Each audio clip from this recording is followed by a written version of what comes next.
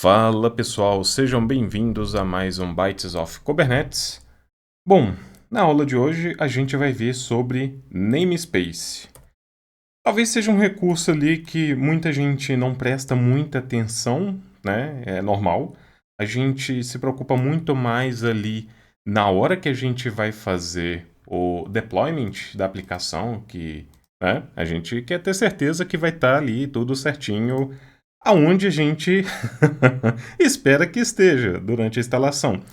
Beleza, só que o namespace, ele não é somente para esse tipo de coisa, né? Entenda o seguinte, ele vai ser ali um recurso que o Kubernetes lhe oferece para você fazer um isolamento lógico entre os deployments ali, entre os pods, de modo com que você consegue não somente ter namespaces distintos ali, mas também fazer um isolamento a nível mais baixo, no sentido que você pode até mesmo controlar ali a quantidade de pods que você tem por namespace, por exemplo, né? Porém, esse isolamento mais baixo ali, eu acho que fica muito mais claro quando a gente for falar de segurança, alta disponibilidade. Para nós, aqui, no momento, entenda que eu posso fazer o deployment ali, a instalação do meu pod, das minhas aplicações dentro do Kubernetes.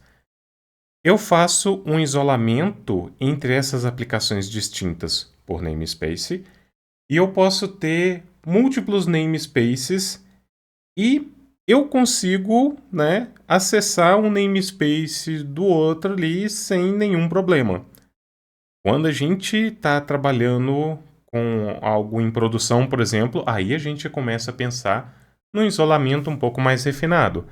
A gente vai ter uma aplicação, a gente vai ter usuários, a gente vai ter limites, né? Ali é cota de uso, tudo definido bem certinho para que, mesmo que a gente esteja dentro de um ambiente ali, né, flexível como o Kubernetes, a gente não sofra o problema, por exemplo, do namespace de dev ali, esse negócio inchar ao ponto de consumir todo e qualquer recurso que exista dentro do meu cluster. A gente tem que imaginar que podemos ter cenários ali onde que isso daqui é compartilhado, né?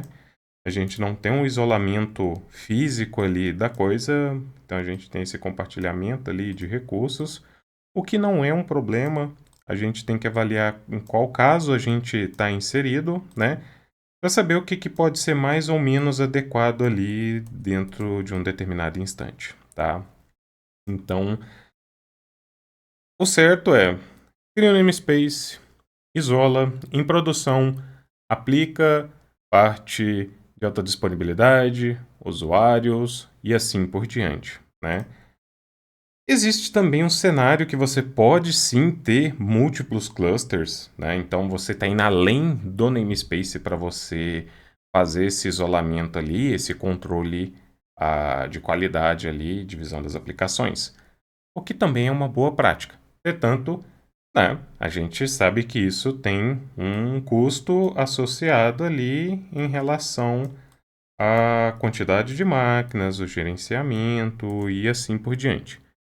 Se você pode lidar com isso, perfeito, você vai ter o melhor dos cenários ali. Porque você não vai estar somente isolando dentro de cluster, né? Mas isolando fisicamente, mesmo que você esteja em cloud, isolando fisicamente as suas aplicações ali, o que é excelente. Bom, bora ver um pouquinho de prática aqui. A gente dá uma olhadinha. Eu vou aumentar aqui. Perfeito. Vamos fazer alguns testezinhos aqui, só para a gente ver como que vai ficar. Deixa eu trazer alguns comandinhos. Ó, a gente tem os comandos de sempre. Minikube, start, quantidade de CPU, memória. Lembrando que isso daqui também é para aqueles que não têm um computador potente ali, né? Mas para que não deixem de estudar também. Então, não é somente desculpa de ter um hardware mais simples ali. muito pelo contrário. Ó, e aqui eu vou criar um namespace de dev, produto, testes e sandbox.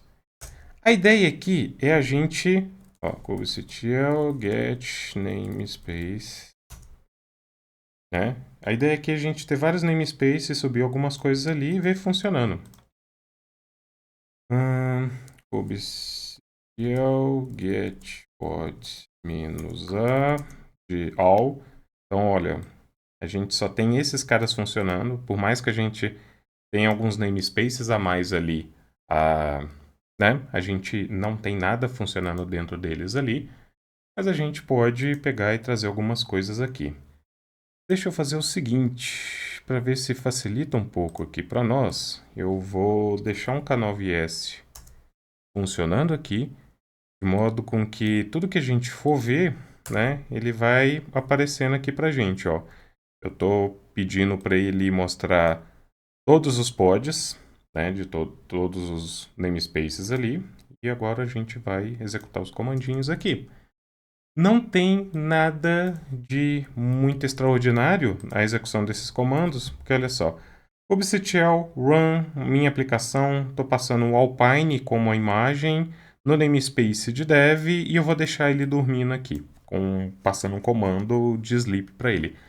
Detalhe, a gente consegue subir um pod, mandar comandos para eles. Se o pod já estiver funcionando, a gente consegue executar comandos nesse pod que está funcionando já dentro do nosso ambiente, o que é muito interessante para administradores ali, né? Então você sobe um pod e deixa ele ali executando as coisas que você precisa e pá, ó.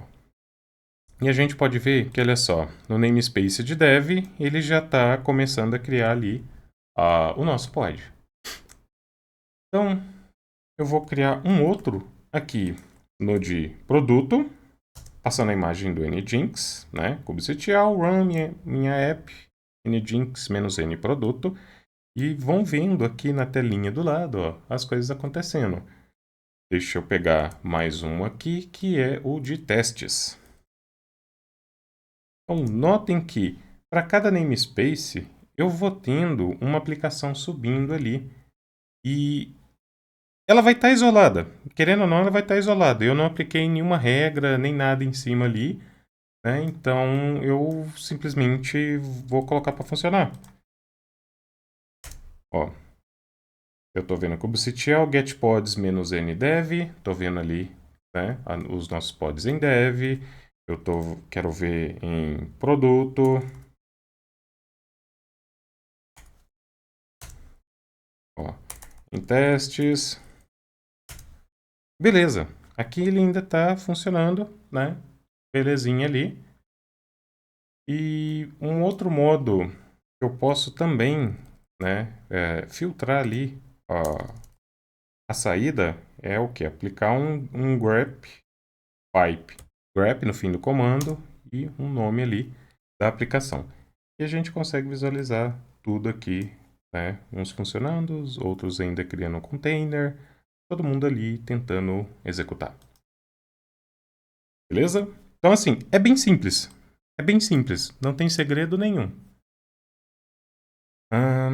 Uma coisa importante é, quando a gente estiver trabalhando com redes, serviços ali, a gente vai entender como que a gente pode endereçar ali internamente um DNS para as nossas aplicações, para os nossos pods ali, para a gente ter uma melhor organização e controle, porque às vezes eu vou querer as minhas aplicações de produto acessando alguma coisa em dev ali, ou em testes, e assim por diante, né? Então, por mais que a gente tenha o Kubernetes para fazer toda essa questão de gerenciamento dos pods ali e manter todo mundo funcionando, a gente ainda está trabalhando com algo efêmero, né? Então simplesmente pode pegar ali e morrer por starvation, né? Falta de recursos ali ou qualquer outro né? Motivo ali, né? Então, assim, a gente vai melhorar o nosso entendimento e entender como que a gente pode fazer